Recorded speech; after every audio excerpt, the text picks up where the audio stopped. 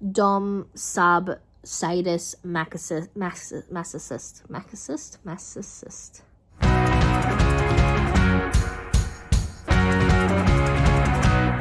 So we have just started editing my Losers Buddy Read vlog, and I realized that I didn't do an introduction.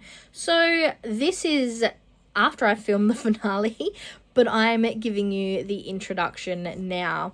Way back in April, I had a conversation with Jess from Smut and Stockinette. I hope I say that correctly. And we were talking about our favourite books. I really do enjoy watching Jess's reading vlogs.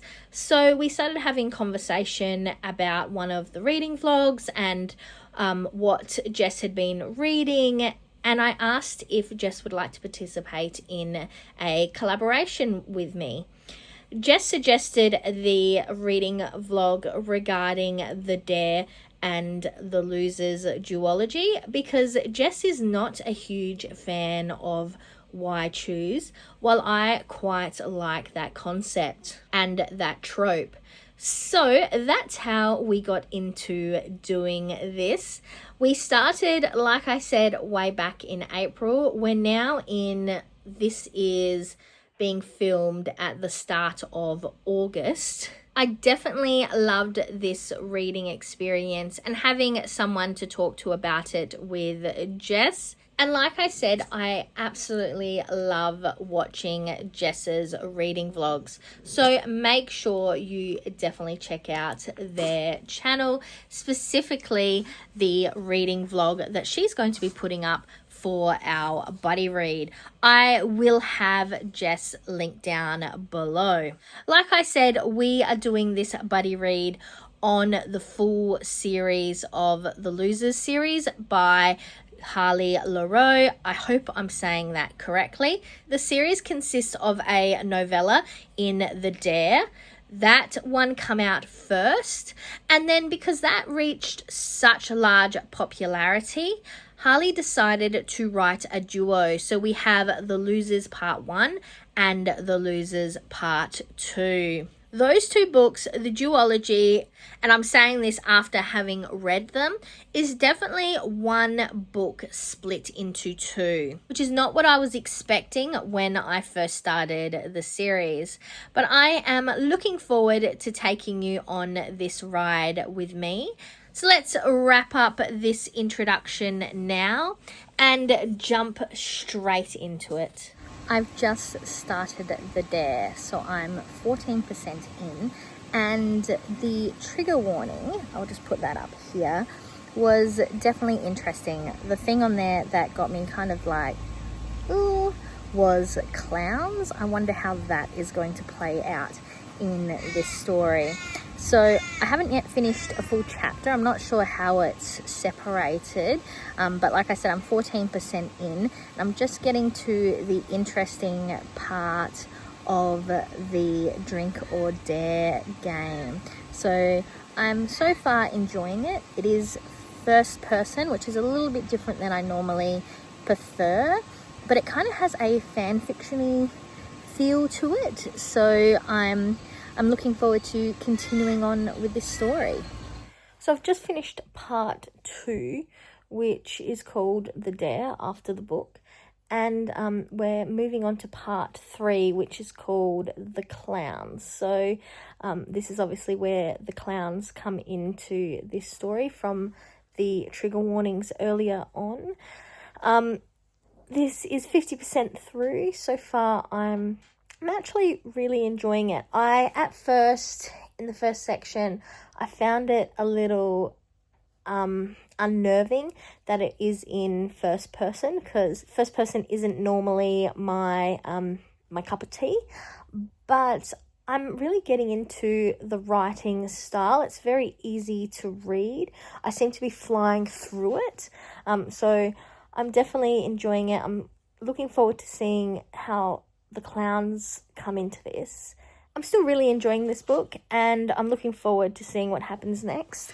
And I'm super thankful to Jess for actually recommending it, though I'm interested to know from Jess Jess's perspective, how does it feel to have a book, or what does it feel awkward? Is it weird reading a book where the main character has the same name as you? Especially when it is referred to and said as often as it's said in this book. Obviously, with a name like Verity, I haven't particularly had this experience, especially because I'm yet to read Verity by Colleen Hoover, so I don't actually know much about that book yet. But I don't really have that experience of hearing my name or reading my name in a book or in a show or something. I do remember when I was back in high school, there was a TV show called, I'm pretty sure it was called Martial Law. It was an Australian show, and one of the main characters in that, their first name was Verity, and it was so strange hearing it said on the television and people referring to another Verity. So yeah, I would be interested to know, Jess, when you're reading this book, especially how often they say Jess or Jessica, is that a little bit unnerving? Please, let me know. I've just finished reading The Dare, and I have a confession to make. It wasn't until the end of the part called The Clowns that I realized the main male character's name was Manson and not Mason, which then makes complete sense in relation to his costume. I am ashamed by this fact that I did not realize the name of the character until I was over 80% through the book. But that did not take away from my enjoyment. In the end, I gave this book 4 stars, and I'm looking forward to moving on to the actual duet, which is the Losers duet. From my understanding, this book is the prequel, the novella prequel before the actual story. So we're following Jess, and it is in first person, which normally isn't my cup of tea. And at times I did find that a little jarring with the story, but it didn't deter my enjoyment. So we're following Jess, who is, I think, about a year out of high school. So it's a Halloween story. They finished high school the year before. She's going to a party that is hosted by an old high school colleague student, co-ed, and a guy from school who she had a bit of a thing with. But mostly she was their prior bully, so she bullied and tormented the main male character, Manson, and his friends. So she goes to this party, end up partaking in a game of beer pong, specifically the drink or dare version, which I have played beer pong in my time here in Australia. I'm well aware of what beer pong is. I personally have not heard of a drink or dare version. That doesn't mean that others in Australia don't know of this and do this. It's just not something that me and my age group in the area that I associated with did do this. But the concept of the game is that a few of the cups have the word dare written on it, and if you get the ball into the dare cup, the person whose cup it is, they can either choose a dare and save the cup, or they have to drink the cup, like the regular rules of beer pong. So this game, it takes up the first part of the story, and it ends with a rather huge dare being laid out on the table that Jess can choose to either do or not do. Jess takes on the dare, and the second part is mainly about that interaction with the initial start of the dare. The third part, called The Clowns, is the introduction of Manson's friends to the story. And then the final part kind of wraps it all up together nicely. I think I might have mentioned at the start that this book does have a bit of why choose associated with it, which I'm pretty sure you've already guessed are Manson's friends. And I have actually asked Jess, who I'm obviously doing this collab with, because Jess is not a huge fan of Why Choose, but did enjoy the book The Dare. And I have pondered why that might be.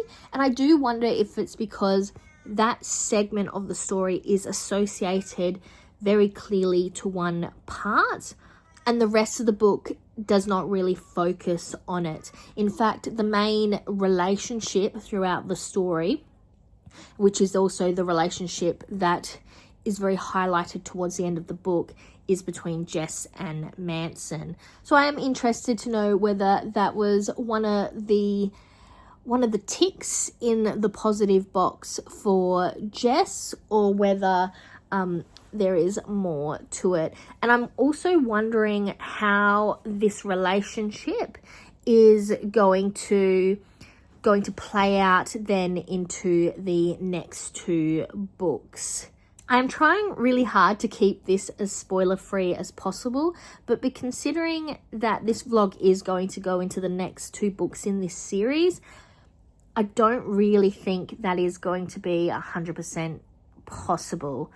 So please be warned, there may be spoilers that come up throughout these discussions. But like I said, overall I really enjoyed The Dare and I gave it 4 stars.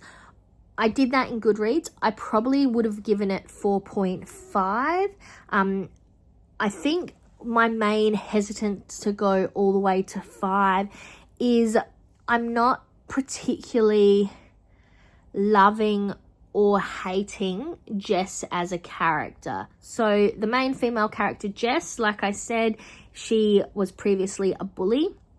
It becomes abundantly clear as you go on through the book that bullying behavior was meant to be played out more like bratty cause to get attention, you know, picking on the people that they like type situation, bullying the crush, as they say. But I don't know if that's something I could come back from. They're not gone too far into it, but it's made very clear that it is said by both Jess and the other characters that she tormented these characters, that she made their lives unbearable while they were at school with her.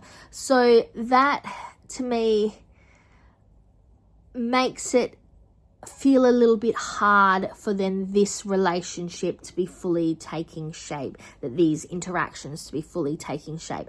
I understood to a certain extent the revenge aspect of it, but I feel that it's not really an enemies to lovers. It's more, I think it's meant to be getting played off like it's this bratty, attention-seeking behavior, considering that BDSM is the main kink associated. So the slave master dom sub type relationship. So it is almost played out to be very bratty, but at this point I enjoyed it. But I'm not sure if I'm full on board with Jess at this point. But like I said, I'm very keen to continue on with this story. Now that I've been put through hell, I never got anyone's help. I had to do it all myself. I don't ever slow up, no I don't take shit. I got no love for the fakeness. If you wanna play tough and wanna hate this, I'll always show up and make a statement. I don't ever slow up, no I don't take shit. I got no love for the fakeness. If you wanna play tough and wanna hate this, I'll always show up and make a statement. Okay, so I have just started Losers Part 1, and I'm only 5% in. I've only read the first chapter, but I had some thoughts so far, so I thought I would jump in here. What is my hair doing? And give you a little bit of a rundown of where I'm currently sitting, thinking, feeling. So Losers Part 1 is technically the first book in the series, but The Dare is 0.5 of the series. So that book is to be read chronologically first. It's a bit of a prequel, but coming into the first book, I was interested to see how that would play out. First off, before we get into that discussion, I would like to note I appreciate the author's note at the start of the book. Just to highlight, if you didn't already realize, the Losers series does discuss a lot of BDSM in it, BDSM activities. There is this why choose aspect, which does have multiple male characters with the main female character. It also has quite a lot of, I guess, triggering BDSM aspects or kinks. It has degradation, it has knife play, it has a few other aspects to it, which we did see in The Dare.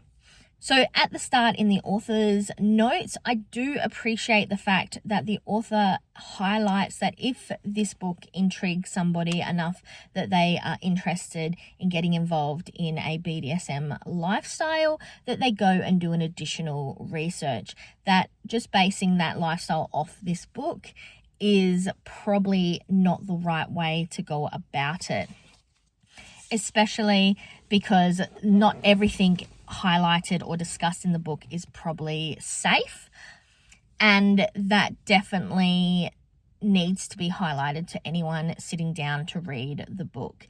That you do you, boo, but make sure that you are doing it in the safest way possible, which I think was maybe one of the concerns I had with the first book, The Dare, and could potentially roll into the next two books.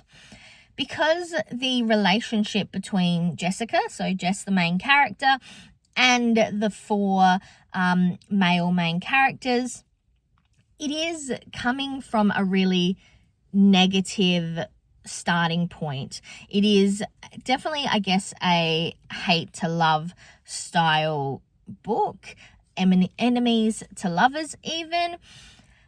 But the enemies aspects of it, the bullying aspects of it, for me, is sitting currently on the fence a little bit about how much I'm going to accept any love that comes. Not that I am actually anywhere up to that level yet. I was interested to see how The Dare was going to fit into the series because, like I said, it is a prequel. It's the 0.5 book. And I was wondering where the Losers would kick off. So the first part does start actually when they are still in high school. It is the situation that is slightly touched on in The Dare, which revolves around Manson getting expelled from school after a kiss with Jess and Jess's current boyfriend, Kyle, finding out about it. I don't know how others feel about this, but Kyle seems to be a name you see a lot of the time in books or series such as Roswell, New Mexico, as an example. Kyle is the name of the jock who is also a massive jerk. It just seems to fit. Like almost like Kyle is the new Chad, but I guess that's a concept for a different discussion. But just from the start, with a name like Kyle, the fact that he is the jock character, he is the quarterback or whatever they call them. Obviously, American football does not make much sense to me being Australian. But that whole relationship, Jess is a cheerleader, Kyle is the main jock guy, and then you've got the four main male characters, which are the freaks of the school. So like I said, the first section of The Losers Part 1 does seem to go back in time prior to The Dare and discuss that initial situation with Manson and the kiss and what went down there. I was unsure how it was going to then follow on from that and where the dare was going to fit into it. That wasn't necessarily the starting point for the book that I was expecting. It's then set up, so chapter 2, which I have not yet started, that is called The Day After the Dare. So obviously the first chapter is, I guess, a prequel to the prequel, and then the second chapter is a continuation from the Dare book. So it follows on directly the following day. So I'm definitely excited to see how that plays out. I do understand why Harley decided to go back and give a greater detailed explanation of that situation, because it does start to give you a little bit more of an understanding of all of the characters, where the dare seem to focus a lot more on Manson and Jessica. We do get a bit more of an insight into the other 3 male characters. So we have Vincent, Lucas, and Jason. And at this current point, I'm really interested to see how they are incorporated into the story. We're given a very clear aspect of how Lucas is in relation to the characters. So Manson seems to be the pseudo leader, but Lucas seems to be the enforcer, I think, is probably the way I would look at that character. He is described as being the more violent one, the one who's down for a fight in comparison to Manson, even though Manson is the one who had that knife fight, that situation with Kyle. But we become aware that Lucas had already been expelled from school prior to Manson's expulsion. So Lucas is very much the enforcer, is the impression I'm currently getting from the story. And he is very much a character that says we're all in this together. In fact, there was a line in the first chapter which I think really was quite ominous to the rest of the story, and it was something like, you F with one of us, you F with all of us. So I think that really highlights the relationship between those 4 characters, and that first chapter's really kind of set that up to show how they are kind of one in the same, I guess. That Jess is definitely venturing into a world where all of them are part of that relationship. Obviously, so far we're very much focused on the Manson and Jess aspect. This first chapter definitely touched a bit more on the relationship between Lucas and Jess as well, but it did start to highlight the other 2, Vincent and Jason, which it is implied that one of the reasons that they are in that crowd, especially Jason, is because it's believed that they started a relationship between themselves.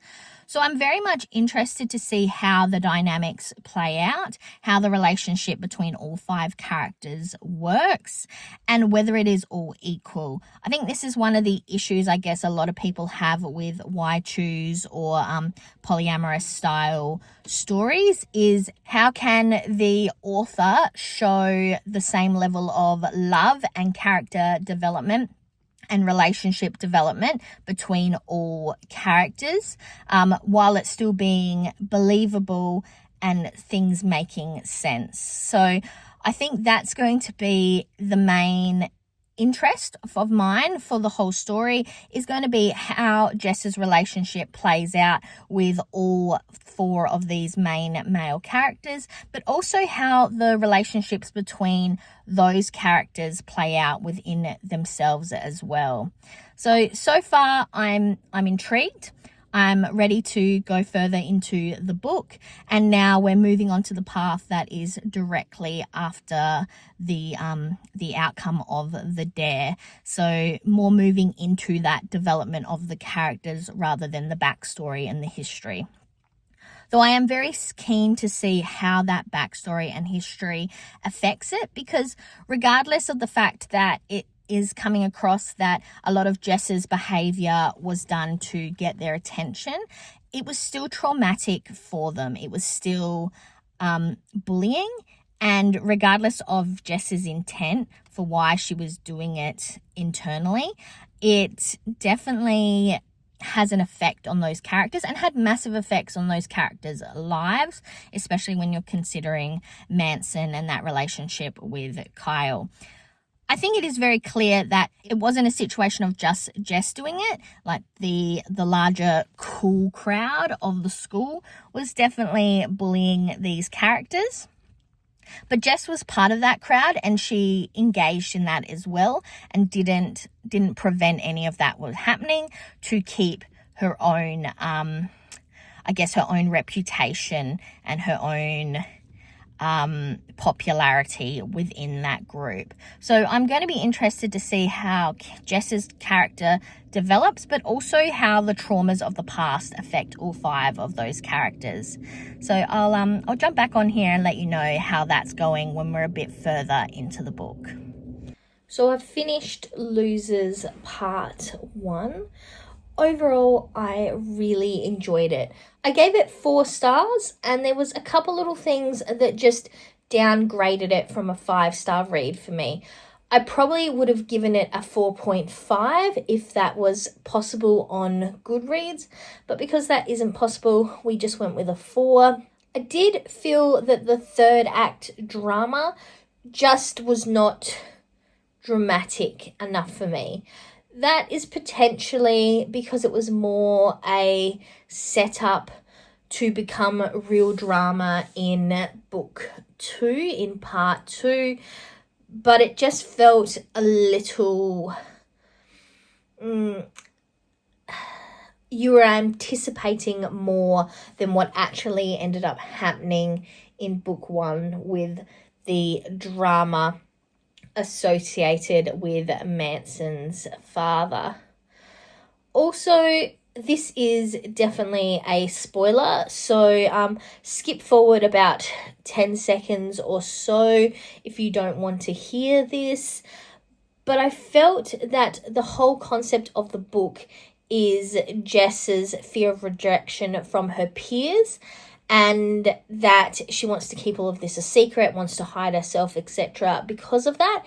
And yet, when that fear is pulled to the forefront in this book, when it's do or die in relation to Jess continuing more of an actual relationship with these guys, it was really smooth sailing. It was not as dramatic as I thought it would be.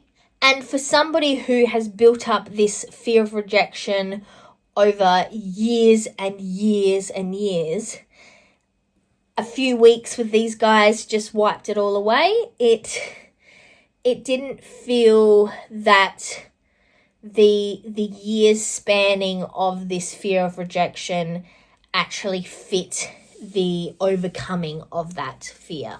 This might be an issue that's only come about because of the polyamorous nature of the characters and the story. But at times, I was feeling that the smut was becoming a bit porn with no plot. I think that's because having multiple characters, that meant you needed to find ways to really showcase their relationship. And this is not the only way that the author does it. It is done in multiple other ways that have nothing to do with the bedroom. But though I enjoyed the spice, sometimes I thought, okay, like, yep, I get it. I want a little bit more plot, like what's happening with this, what's happening with that. You know, I wanted it to jump into the meat of the story, not just have chapter after chapter, which was having characters jump from bed to bed in different ways. Though I would like to note, I really did like the fact that the spice as well as the love was not just stuck to the main character, Jess, with other characters, but there was relationship building, spicy and non-spicy, between the other characters as well. So it really was a fully polyamorous relationship, not just multiple people with one person. I'm really interested in seeing where the second book goes, especially because We do know that there is going to be a plot point heavily focused around Manson's father. And considering the last chapter of book 1, there could be potentially some other tensions and dramas building around other family members. I'm interested to see if we go through any more kind of fears of rejection or uncertainty from Jess and how this all goes down with her mother as well. But currently at this point, book 2 Part 2 is still on hold. It hasn't yet arrived, but when it does, I will be jumping in and letting you know my thoughts. Mental health is confidence, dreams and some honestness. I'm not here to save the day, that's for you to take away. I could play a million mind games, but instead I say something not illogical, something that is topical. Rub it on and watch it go, make yourself unstoppable. Dreams are irresponsible, but they're always possible. If you just believe, you could be so remarkable. So I've definitely had a cut and a colour since the last time you saw me, but it has been just over a month since I finished reading Losers Part 1. I did have Losers Part 2 on hold, but I had it loaned out, but my loan expired and there was people waiting for their holds, so I had to re-wait again to get it back. So it has been a hot minute since I read Losers Part 1, and I'm actually at this point thinking that might be a benefit to me because I really enjoyed The Dare. I enjoyed Losers Part 1 not as much as The Dare, and when I did start to try to read Losers Part 2 right before my loan expired, I couldn't get into it. I didn't have that drive to pick it up, even though I enjoyed part 1 quite a lot. And I really enjoy the characters in the story. Look, I'm a little hit and miss right now in relation to the main female character, but overall I am enjoying the characters and the character development. So I'm hoping that having a break from that storyline is going to mean I'm going to really jump straight back into it. So I guess that's enough talking. That's enough of a check-in for now. And let's jump into it.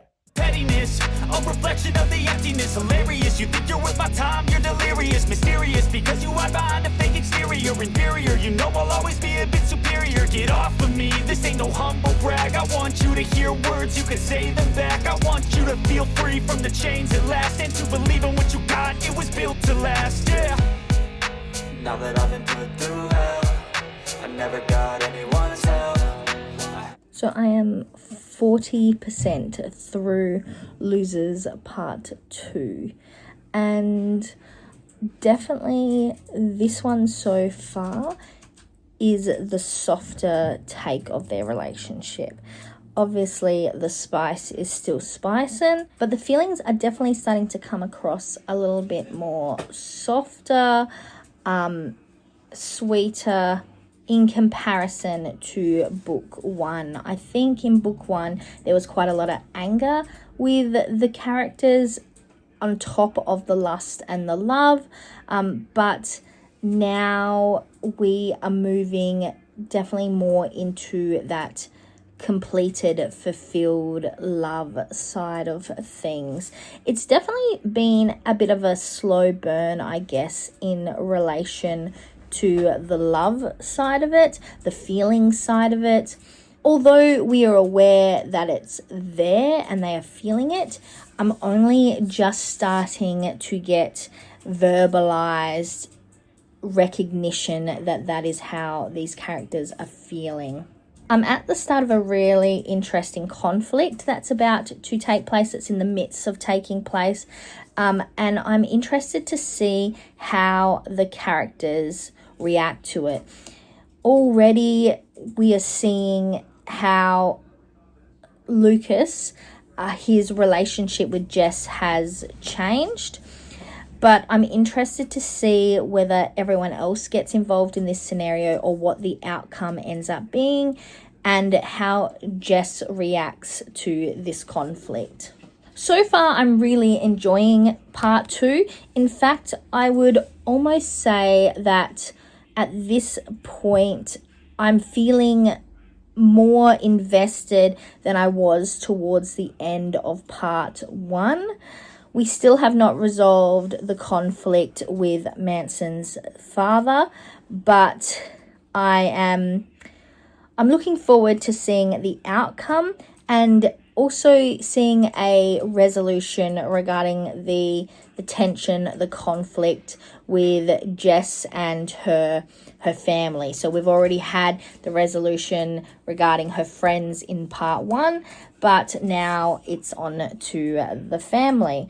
I want to see Jess's friend who was in the Dare and is spoken about in relation to phone calls and text messages, but they haven't actually physically appeared. So I'm interested to have her come into the picture, and I do hope that she comes back into the town, into the picture, but I'm not sure if that is what's going to happen. But so far I'm enjoying it, and we will continue. So I am on chapter 49. I only have 10 chapters left, and we are now hitting the portion of the book where feelings are being announced, and we're moving away from the debt side of the relationship and into a potential relationship. I am enjoying it, but I do have some irks with the story. I think my main irk is these really dramatic bad situations that occur, and you end a chapter with this bad situation, and then you start the next chapter a couple days later and they touch on it, but really they're just kind of into the next happy moment. So as an example, and note this is probably a bit of a spoiler, there was a situation that was almost quite deadly with Lucas, Manson and Jess, and they were essentially attacked by the mean boys. Attack in a way that could have ended a lot worse than it did. And then when I felt like it should be an issue, that it was the main antagonistic issue of the story, the next chapter it was not mentioned. And in fact, it's really only just been touched upon a couple times, but it's almost like the characters just kind of moved on with their little love affair. The other thing is, I understand that the main male characters are quite affected by their traumatic pasts, but that does mean that communication is maybe not always the best. And I think if this was reality and not a romance, especially when you're dealing with polyamory, that there would have been a lot more communication breakdowns and a lot more issues arisen from communication breakdowns. I did, however, there is a segment where Jason talks a little bit about his concerns with polyamory, specifically around Vincent being in love with Jess. And even though he's in love with Jess, he knows that Jess feels that back to Vincent, but doesn't know at that point that the feeling is the same for Jason from Jess as well. That is a lot of names and a lot of people. But he talks on the jealousy aspect of polyamory, the aspect of not just your partner sleeping with other people, but that a romantic love attraction, love-based romance can occur, and that if that is not also occurring from the other side, the jealousy because you're not getting that same relationship, that same development. So that was a good topic, and that was quite an interesting discussion. It was only really short, but I did think it was good that it was actually mentioned in the book, because really, like Jason kind of says, it's not always easy. It's not always sunshines and rainbows. So overall, I think I am enjoying the book. It does have a real, I guess, fanfic-esque feel to it. So a lot of it is jumping into scenarios where we can have a bit of spice, and I guess heading towards that happy ending. But I do enjoy that. I am a big fanfic reader. I just don't love the fact that the main plot line, the main antagonists of the story are almost forgotten and don't actually really affect, apart from in the moment, don't seem to have a larger effect on what's happening at this time. This book does have 48 plus an epilogue, 48 chapters plus an epilogue. Like I said, I'm on 39.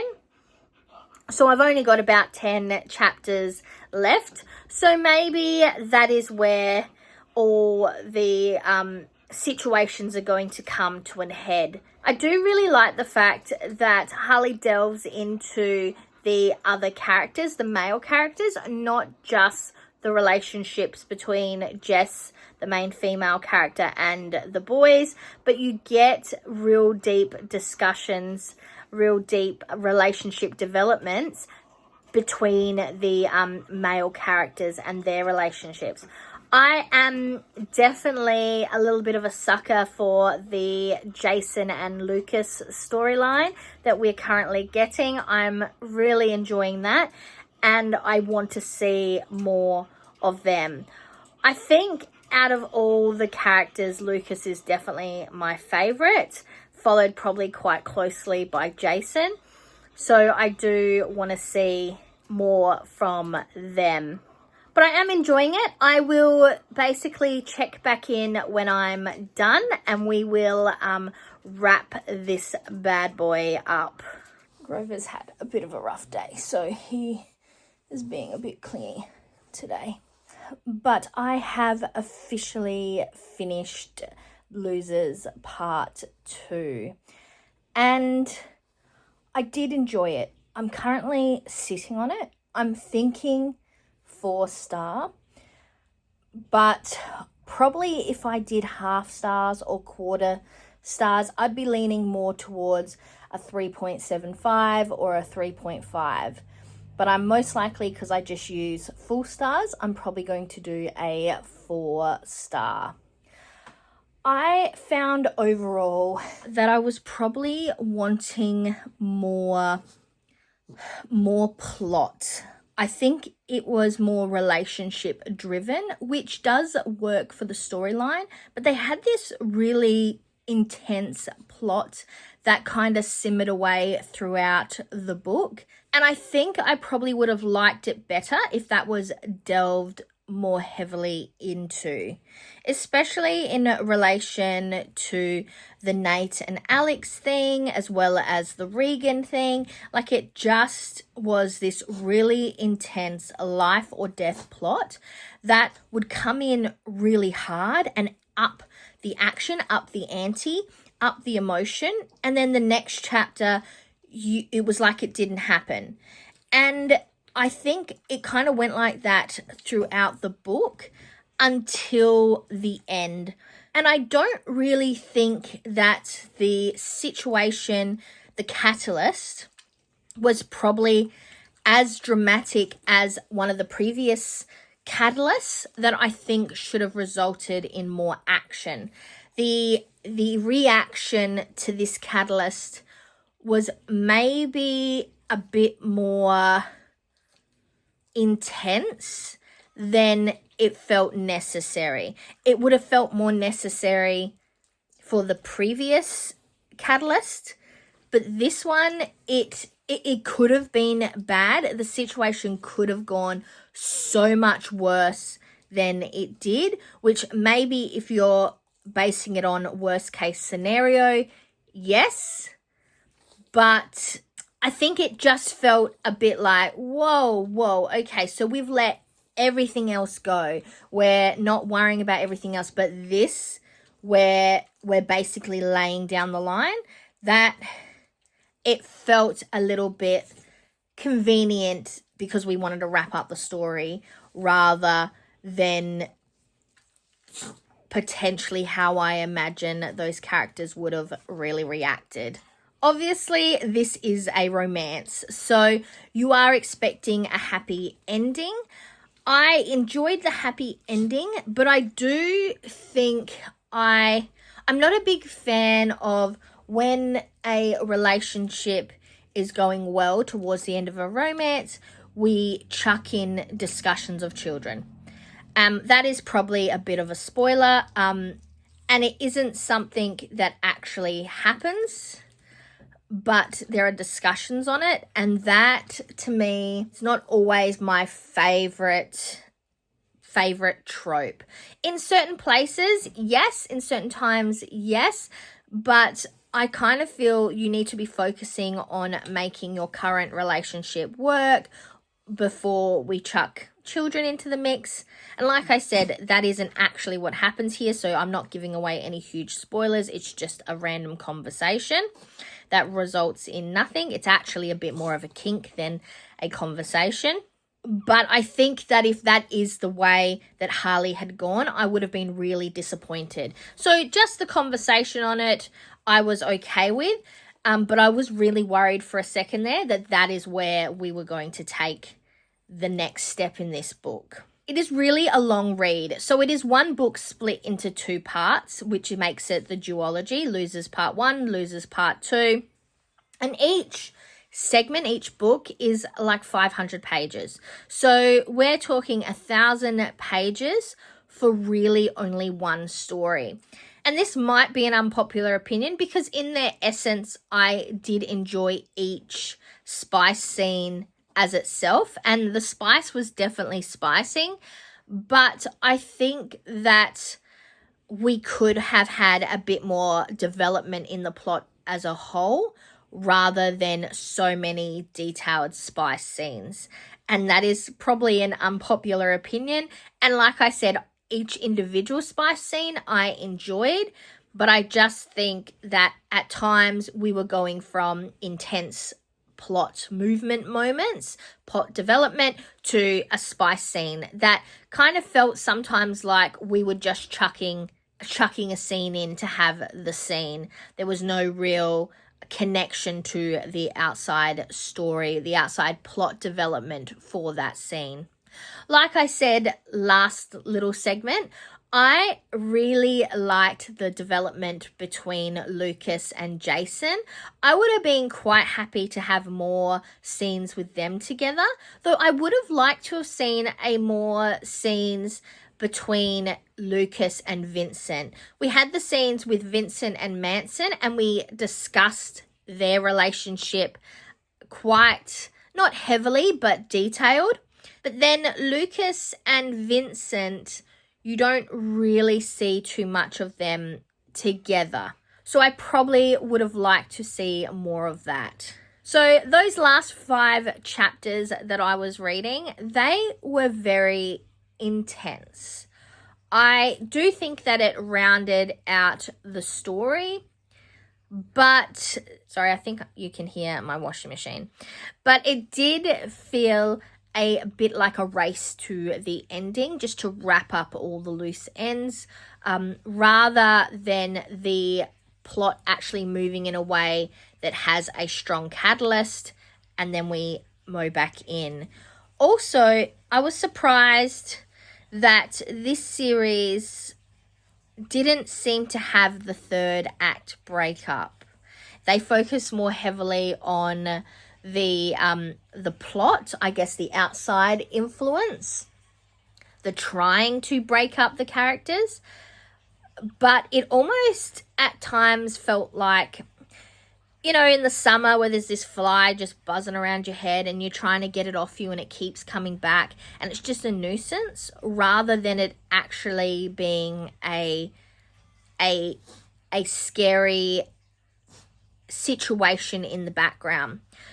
Like I said, the catalyst was a lot different. It did bring a lot of that worst case scenario to the forefront, but it did also feel, I would have preferred more development and discussion and discovery into why this is the way it is. Like more discussion about Alex and Nate, more discussion about Regan and all their reasonings behind it. I know a majority of the book is from the point of view of the 5 main characters. We do get this random one chapter from the point of view of Alex, and it felt interesting.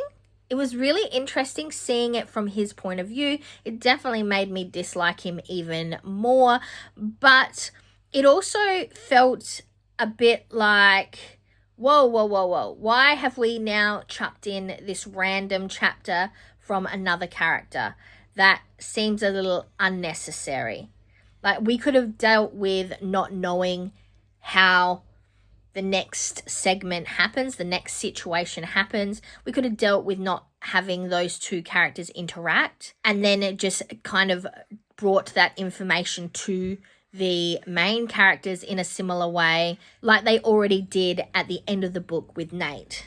So I don't think that chapter brought anything to the story that we couldn't have got through other means. I do think I've probably focused a bit on the negatives of the book at this point, and I do think I was probably dragged down a little bit because it was so long, and I wanted a bit more action. I wanted stuff to be happening.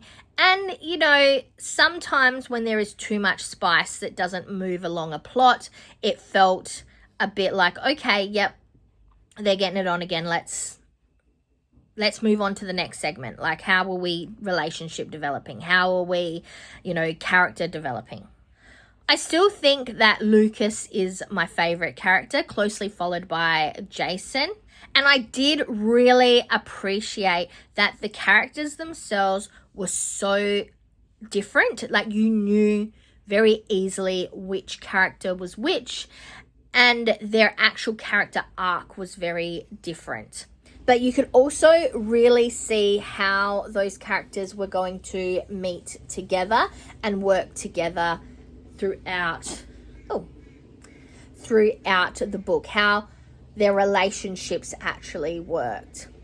The epilogue was definitely the longest epilogue I have ever read, but I really did appreciate the full circle discussion that it gave. I would have loved to have seen more of Ashley. Ashley is Jess's best friend from high school.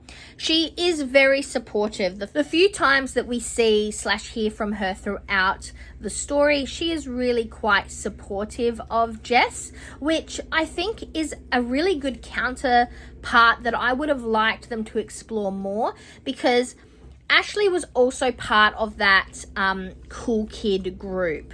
So then to have Ashley on Jess's side, it would have been really interesting to bring Ashley into the mix physically rather than just over the phone or with discussions, texts, that kind of thing. It would have been really good to have her part of that story, and to see that it wasn't just Jess who would realize that these cool kids from high school were maybe not as cool as they originally portrayed themselves.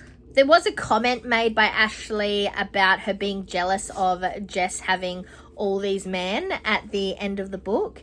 And I really, it hit a little bit in my brain. And I thought I would actually really like to read either a trilogy or a duo about Ashley and maybe her coming into herself, be that with multiple men or in any other kind of way. But I would love to then have a follow-on series that is focusing on Ashley. That would be a lot of fun.